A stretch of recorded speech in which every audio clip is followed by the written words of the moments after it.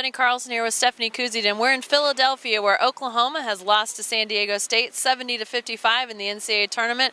Their NCAA Tournament is over in its opening game. And Stephanie, let's start with the good stuff. Let's start with Romero Osby, a bright spot for the Sooners. Talk about his night tonight and his impact for the Sooners. Well, typically Romero is the bright spot for Oklahoma, especially this year.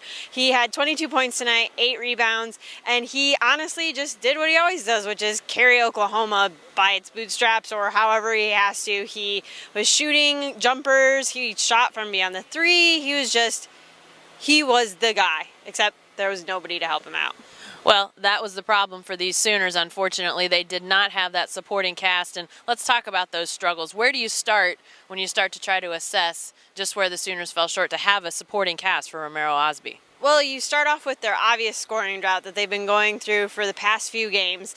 They shot just a 39.7% tonight from the floor, which is actually better than what they've shot the past 2 games, but still not around their 50% that they've normally shot for the season.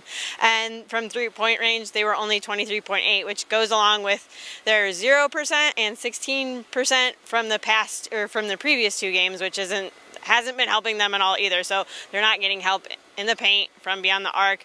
So they just honestly struggled, and Romero had 22 points, but the next closest Sooner was Mbai with 8.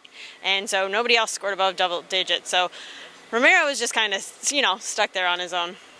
He did a lot, but he couldn't do everything for this team. And as I said, the Sooners NCAA Tournament ends here in Philadelphia, as does our run with the Sooners. Be sure to stay with the best coverage team anywhere at newsok.com and every day in the Oklahoman.